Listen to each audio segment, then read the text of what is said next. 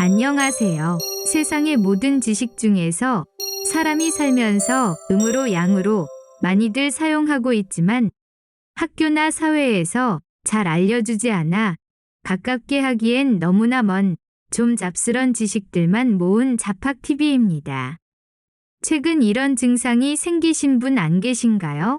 분발해야 된다고 생각은 하지만 활력이 잘 안 나고 옛날보다 활력이 떨어졌단 생각이 드시는 분, 기분이 처져 있고 왠지 우울감을 많이 느끼시는 분, 이런 기분이 오래 드시는 분은 학습된 무기력에 빠져 있는 분이실지 모릅니다. 학습된 무기력은 우울증과 밀접한 관계가 있는데요. 그냥 놔두시면 희망이나 정신적인 건강을 크게 잃을 수 있습니다.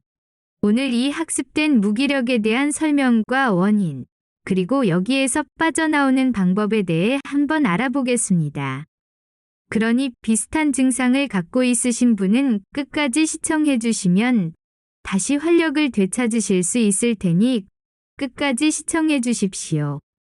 학습된 무기력은 고통스럽거나 혐오스러운 자극을 반복적으로 견뎌내는 가운데 많이 발생하며 이로 인해 그 고통에서 벗어나거나 회피하지 못하는 상황이 발생할 수 있지요.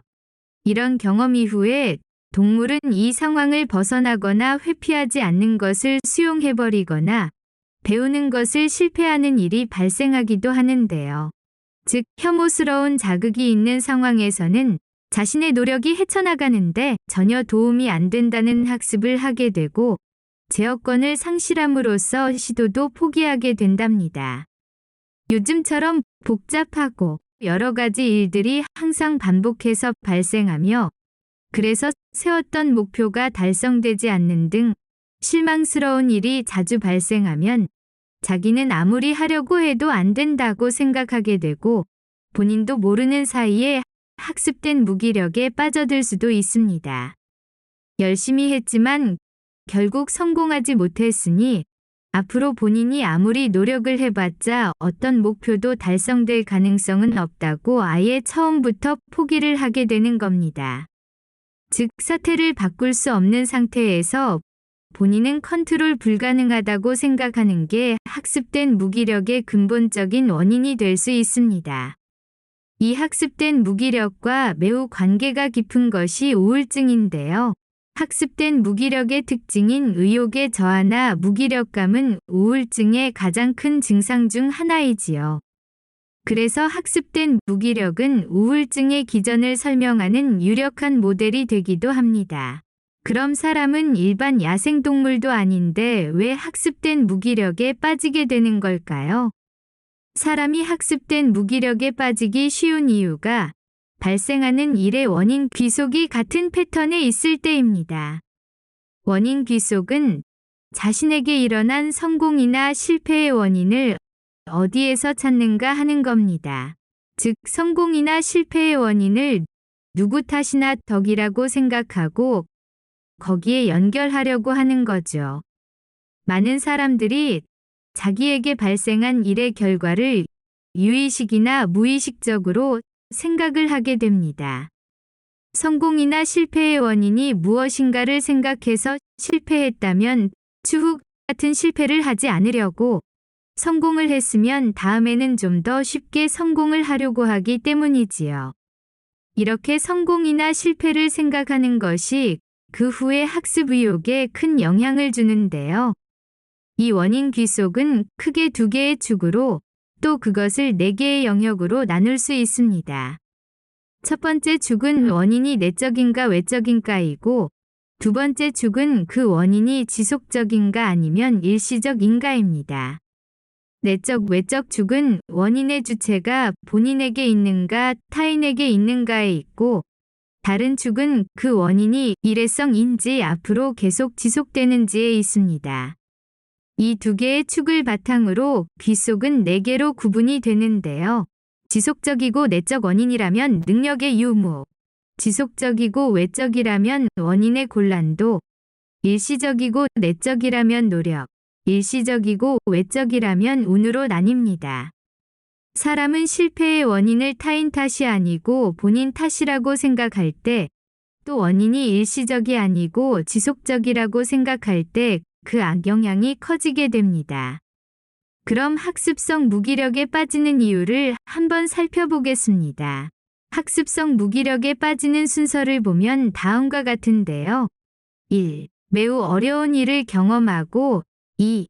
컨트롤 불가능하다고 인지를 하게 된 뒤 3.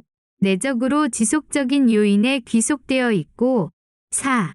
이와 비슷한 일은 장래에도 컨트롤 불가능할 거라고 예측을 하게 되면 5. 학습성 무기력에 빠지게 됩니다. 이런 일을 여러 번 겪게 되면 일상생활에서 일어나는 소소한 실패도 내적의 지속적인 이유라고 생각하게 됩니다. 이런 일을 반복하게 되면 본인은 어떤 일을 해도 컨트롤할 수 없다고 생각하게 되어 의욕을 상실하게 되고 비관적이 되지요. 노력은 결과에 영향을 주지 않는다고 생각을 하게 되어 행동할 의욕도 생기지 않게 됩니다. 이런 건 우울증의 스트레스 모델과 비슷한데요.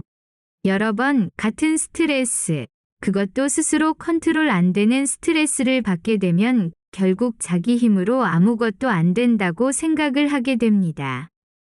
그럼 이 무기력을 극복하려면 어떻게 해야 될까요? 가장 먼저 스스로 갖고 있는 비관적인 원인 귀속의 패턴을 바꿔주는 겁니다. 그러기 위해서는 무기력에 대해서 면역력을 키우고 낙관적인 생각을 하고 인지행동 치료를 스스로 해보는 건데요. 설명을 하자면요. 무기력에 대해 면역을 키우려면 우선 모든 일을 자기 힘으로 컨트롤 가능하다는 경험과 자신감을 갖는 겁니다.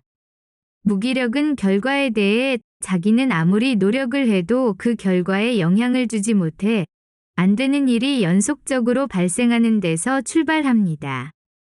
그러니 무력감의 극복은 본인의 노력 여하에 의해 컨트롤을 할 수 있다는 것을 아는 겁니다.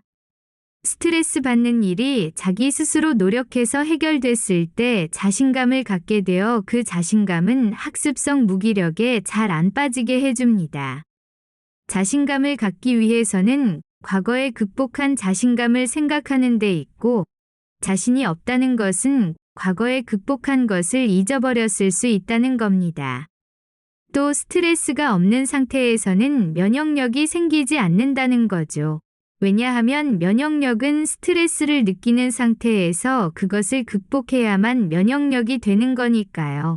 그러니 면역력을 갖기 위해서 일부러 어려운 상황을 만들어 도전하는 것도 면역력을 키우는 좋은 방법이 아닐까 합니다. 그리고 낙관적인 생각을 갖는 것은 스트레스나 우울감에서 자기 자신을 보호해 줍니다. 앞에서 말한 대로 실패의 원인을 내적인 데서 찾으려고만 하면 우울증에 빠지기 쉽게 되는데요. 실패한 원인이 실제로 외적인 데 있어도 자기 탓이라고 생각하게 되기 때문이죠. 그러니 학습성 무기력을 극복하려면 실패의 원인을 자기 탓으로 생각하지 않는 데서 시작해야 합니다.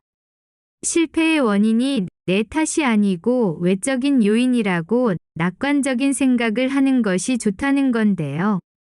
이런 낙관주의는 일의 실패 원인을 객관적으로 보지 않고 다 남 탓하는 거지만요. 하지만 현대에는 낙관적으로만 생각을 해도 큰 문제가 발생하지는 않을 겁니다. 원시시대 때라면 아무 생각 없이 낙관적으로만 살다가는 아주 큰 위험에 빠질 수 있겠지만 요즘 세상에 낙관적인 생각만 한다고 해서 그렇게 큰 문제가 생길까요? 미움을 받는 일이 생길지는 몰라도 그것 때문에 생명을 잃는 일은 발생하지 않을 겁니다. 죽는 것보다 위험한 일은 없다고 생각하는데 세상에서 무서운 일이 또 있을까요? 낙관적인 생각으로 일을 해 실패해서 돌아오는 피해가 너무 크다면 생각을 바꿔야 될지 모르지만 그렇게 크지 않다면 낙관적인 생각이 제일 편한 겁니다. 낙관적인 생각으로 일을 실패해서 그 피해가 복구가 안 되는 일이라면 그 일을 시작해서는 안 되는 일이었다는 말이잖아요. 마지막으로 인지행동치료법을 스스로 시험해보는 것도 좋습니다. 그러기 위해서 인지행동치료법에 ABC 이론이라는 것이 있는데요. A는 사실 또는 사건, B는 신념 또는 인지, C는 정서적, 행동적 결과입니다. 무기력한 사람은 A의 감기가 걸렸을 때 자가 치료로도 2주면 나을 수 있지만 B에 꼭 병원에 가야 한다거나 꼭 약이 있어야 한다는 등 고정적이거나 단정적인 사고를 하는 사람이 많습니다. 하지만 완벽할 수 없는 사람이 그렇게 생각하면 대부분 부정적인 사고를 갖게 되겠지요. 그렇게 생각하지 말고 반드시 뭐뭐가 아닐 수도라고 생각해서 무슨 일에 대하여 인지를 바꾸는 행동이 이 인지행동 치료에 대단히 효과적일 수 있습니다. 이렇게 하면 학습성 무기력을 극복하게 되거나 학습성 무기력에 빠지지 않을 수 있게 될 겁니다. 그럼 멘탈이 강해져서 웬만한 일은 쉽게 극복할 수 있게 멘탈이 강해지셨을 겁니다. 그러니 구독과 알림 버튼을 눌러주세요. 또 좋아요는 사랑입니다. 여러분 사랑해요. 고맙습니다.